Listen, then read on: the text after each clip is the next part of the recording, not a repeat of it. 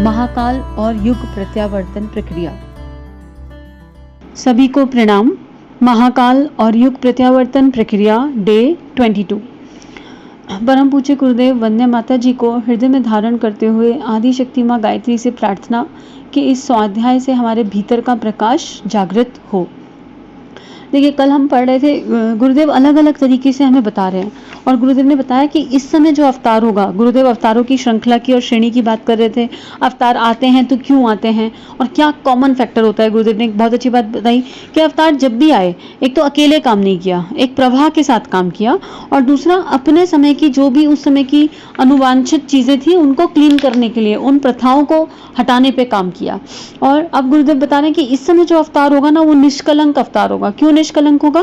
क्योंकि मानवता पर, मानव जाति पर बहुत बड़ा कलंक लगा चुके हैं हम लोग अपने लिविंग स्टाइल से, है ना। हमने भारतीय संस्कृति को, हमारे भारतीय संस्कृति जो गरिमा में थी, जो उसका गौरव था, वो सब कहीं खो गया है। क्यों? क्योंकि एक तो हमारा भगवान ही हमारे जैसा हो गया है। हम, जैसा गुरुदेव ने कहा, जैसे भीतर की भाव वैसा आपका भगवान। तो हमने भगवान को भी उस लोभ मोह अहंकार में जो है कहीं जकड़ लिया, उनकी इमेज वैसी बना दी है बाहर, और जो ओरिजिनल स्वरूप था उस परमात्मा का जो हमारे ही भीतर कहीं है, उस ओरिजिनल स्वरूप को हम भुला चुके हैं। तो गुरुदेव बता रहे हैं कि अब जो लोग इस प्रभा को समझेंगे वो कुछ ना कुछ कर जाएंगे जीवन में। लेकिन आप अलर्ट रहिए अपने हर भाव के लिए, अपने हर विचार के लिए, और जब वो प्रवाह आए ना तो उसमें बहने को तैयार रहिए कि अब समय आ गया है। तो आगे अभी गुरुदेव इसमें क्या लिख रहे हैं, यह कलंक साहसी और शूरवीर आत्मा को अमर मानने वाली जाति के लिए निसंदेह बहुत ही घृणित है। जनमानस में उद्वेलित वर्तमान भावना प्रवाह अब इसी दिशा में उमड़ चला है कि हम स्वाभिमानी, साहसी, सत्यनिष्ठ, विवेकवान मनुष्य की तरह जिएं और हमारे व्यक्तिगत तथा सामाजिक जीवन पर पिछली शताब्दियों में जो कलंक लग गए उन्हें परिपूर्ण प्रयाश्चित के साथ धोएंगे और उन परिस्थितियों को उत्पन्न करेंगे जो किसी गौरवशाली समाज के लिए उचित है। यह भावना प्रवाह निष्कलंक अवतार ही तो होगा। ये गुरुदेव समझा रहे हैं कि क्या क्या क्वालिटीज होनी चाहिए, और हमारी जो गरिमा थी उस गरिमा को वापस लाने के लिए हर इंडिविजुअल में ये क्वालिटी होनी चाहिए। किसी ऐसा नहीं है कि हम ये सोच लें अरे चलो 10 लोगों में हो गई, मुझ में नहीं भी हुई तो क्या फर्क पड़ेगा। पहले हम ये देखें मेरे भीतर जाग रही है, डिफरेंस कहाँ आ रहा है, गैप कितना आ रहा है। तो गुरुदेव बोल रहे हैं पहले तो विरलों का, साहसियों का काम है ये। मतलब कायर, जैसे पिछले दिनों हमने कायरता दिखाई जिसकी वजह से हमारी संस्कृति का इतना पतन हो गया, उस कायरता के साथ ये काम नहीं बनेगा। और अब ये भावना प्रवाह, किसी में अगर एक भी गुण है, और हम सब में कोई ना कोई गुण विद्यमान है, हमें पता हो या नहीं पता हो, क्योंकि आत्मा तो सबकी एक ही है। हम उस आत्मा पे मिट्टी बहुत चढ़ा चुके, संस्कार रूपी मिट्टी बहुत जम गई है। तो जिसका भी थोड़ा सा भी कोना बाकी होगा ना कि प्रकाश की किरण बस आत्मा तक पहुंच जाए, उसको नहीं छोड़ा जाएगा। उसको पकड़ के उसके अंदर वो प्रवाह बहाया जाएगा, भावनाओं का प्रवाह होगा। वो एक ऐसा आवेग होगा जब आपको खुद को रोके नहीं रोक पाओगे। अब आज ही देख लो ना, किसी ने कभी भी सेवा नहीं की हो ना, तब भी उसके मन में भाव आ जाता है कि अरे लॉकडाउन में कितने लोग को खाना नहीं मिल रहा, कितने लोग भूखे हैं। डॉक्टर्स के लिए मन में संवेदना जाग जाती है, हाउसकीपिंग स्टाफ के लिए मन में संवेदना, और ऐसे भाव शायद कभी पहले महसूस ही ना किए हों। ऐसे भी हो सकता है ना कि कभी बहुत कमी महसूस की हो, लेकिन आजकल फिर भी आ जाता है। फिर हम सोच लेते हैं अरे कुछ तो हम कर ही सकते हैं ना। ये थॉट आ रहे हैं, ये भावना प्रवाह कहाँ से आ रहा है? क्योंकि हम शांत होकर अपने साथ बैठ पा रहे हैं, और जब हम बैठ पा रहे हैं तो हमारे हृदय में वो आत्मा का मूल गुण करुणा जागृत हो रहा है। दया की बात नहीं, करुणा की बात कर रहे हैं। दया तो आप अपने से नीचे वाले पे भी दिखा लोगे, लेकिन करुणा आत्मा का मूल स्वभाव है, मूल गुण है, वो जागृत हो रहा है। आगे गुरुदेव लिख रहे हैं, प्राचीन काल में विवेक की पूजा होती थी, मूढ़ता एवं रूढ़िवादिता की नहीं। आज सब कुछ उल्टा है, ढर्रे की पूजा होती है, विवेक को पददलित कर दिया गया है। मनुष्य के बीच पाए जाने वाली वंश जाति के नाम पर ऊंच नीच की भावना, नर नारी के बीच पाए जाने वाली ऊंच नीच की वृत्ति सर्वथा अनैतिक और अवांछनीय है। यह कलंक हम सभ्यता अभिमानियों पर बुरी तरह लगा हुआ है, और हर बात तो न्याय की, नीति की, समता की, सत्य की करते हैं, पर बर्ताव बिल्कुल उल्टा करते हैं।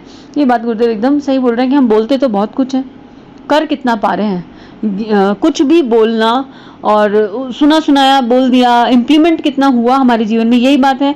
अभी एक वीरेश्वर बाबू जी का इतना सुंदर मैंने ऑडियो सुना, और बाबू जी ने इतनी सुंदर बात कही कि ज्ञान को सुन तो लिया, पचाया कितना।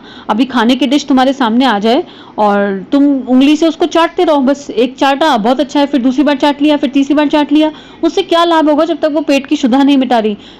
और हम तो स्वाद तो मिल गया ना चाटने से, तो यही हम लोग ज्ञान के साथ कर रहे हैं, हम लोग स्वाध्याय के साथ कर रहे हैं, हमें सारे ज्ञान सारा हमारे भीतर है। अब ये कितनी बातें किसको नहीं पता कि दया अच्छी चीज़ है, करुणा अच्छी चीज़ है, संवेदनाएं अच्छी चीज़ है, सबको पता है, लेकिन हमने वो स्वाद लेके छोड़ दिया।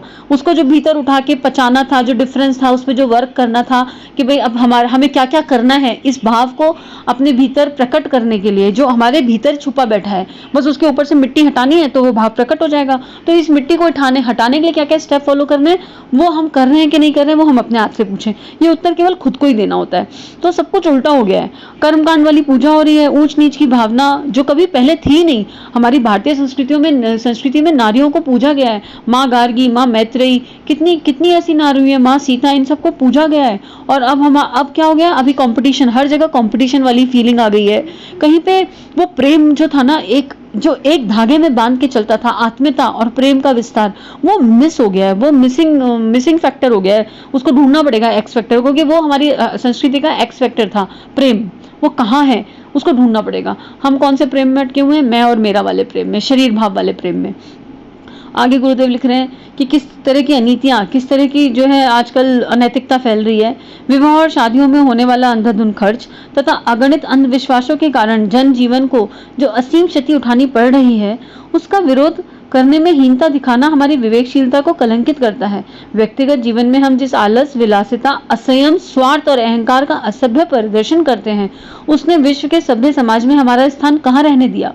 लेकिन दो बातें गुरुदेव यहाँ लिख रहे हैं कि एक तो अंधविश्वास को हम आज ही फॉलो कर रहे हैं। अब जैसे एक बहुत कॉमन ले लेते हैं, पहले जमाने में एक प्रथा थी कि शाम को झाड़ू नहीं लगाते, और आजकल भी आप बहुत सारे घरों में ऐसा देखोगे कि शाम को झाड़ू नहीं लगानी।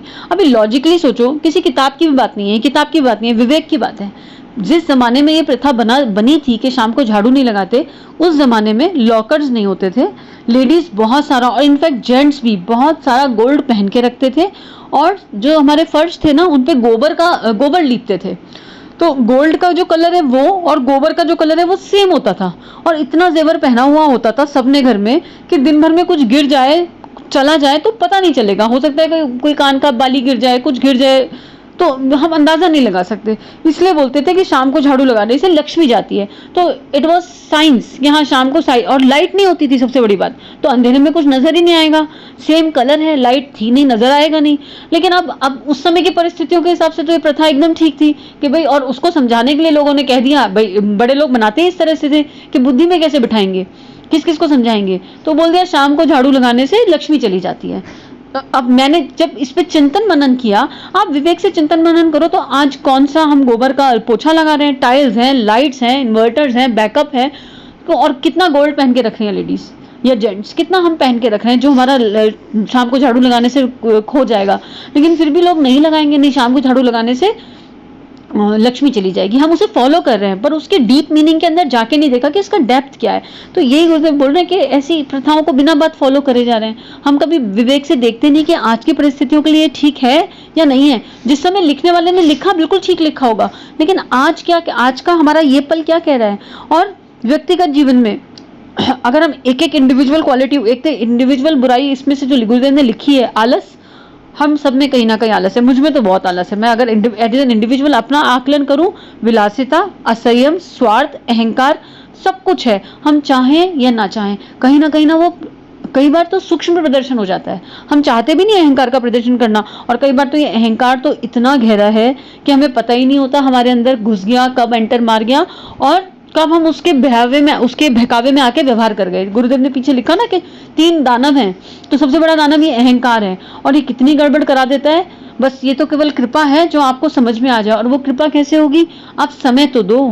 उपासना समर्पण मुख में लगातार ये बात हो रही है कि अपने संग बैठोगे, अपना निधि ध्यासन करोगे, अंदर का ध्यान अपने भीतर, आज कौन सा भाव गया, कौन सा था विचार, अलर्ट, हर भाव हर विचार के प्रति अलर्ट हो जाएंगे, तभी तो पता चलेगा अगर ये विचार तो शरीर भाव से आया है तो अहंकार है, ये तो अहंकार का सूचक है, तभी तो ये बात समझ में आएगी। नहीं तो करवाने वाला तो सब कुछ वो परम सत्ता करवा रही है, लेकिन हम अपने डेजिग्नेशन, अपने नाम, अपने रुतबे, अपनी पोजीशन भौतिकता में और आध्यात्मिकता में भी बहुत अहंकार है।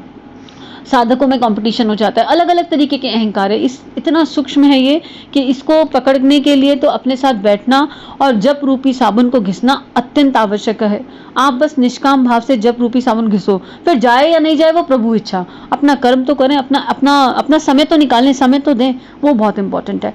आगे गुरुदेव इसमें लिख रहे हैं, उस विश्व के सभ्य समाज ने हमारा स्थान रहने ही कहाँ दिया। परस्पर सहयोग, जितनी उपेक्षा हम अब करते हैं उतनी प्राचीन काल में कभी की ही नहीं गई। क्या ये सब बातें हमें कलंकित नहीं करती? इस विपन्नता को दूर करने के लिए आज की देवी प्रेरणा इसी दिशा में प्रवाहित हो रही है। अपने व्यक्तित्व को, परिवार को, समाज को सभ्य एवं सुसंस्कृत बनाने के लिए वे प्रयत्न करें, जिसने इन दिनों जो लांछन अपने ऊपर लगाए जा रहे हैं उनका पूरी तरह परिशोधन, परिमार्जन एवं प्रायश्चित हो सके।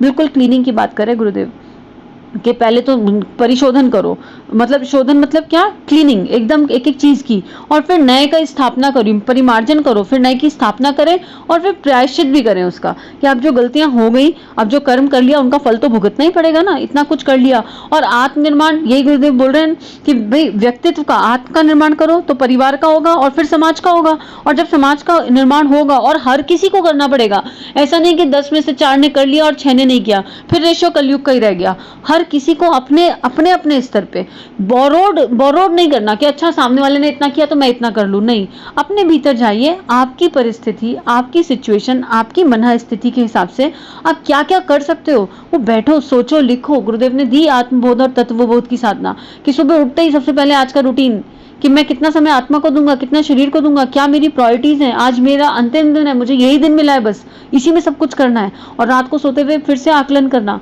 समीक्षा करना कि अरे आज के दिन में कितना समय वेस्ट हुआ, कितना टाइम वेस्ट हुआ, क्या एक शिष्य की गरिमा के अनुरूप जीवन जी पाए, नहीं जी पाए, कौन सा ऐसा भाव आया जो आने योग्य नहीं था। ये समीक्षा हर क्षण चलनी चाहिए अपने अंदर, तभी हमारा परिशोधन, परिमार्जन और प्रायश्चित होगा।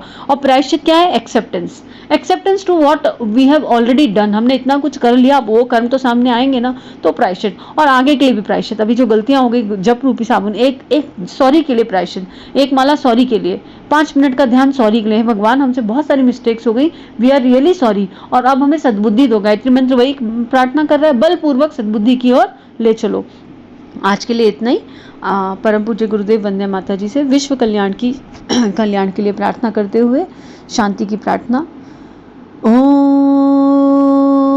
शांति शांति शांति, सर्वरिष्ट सुशांतिर भरवतु।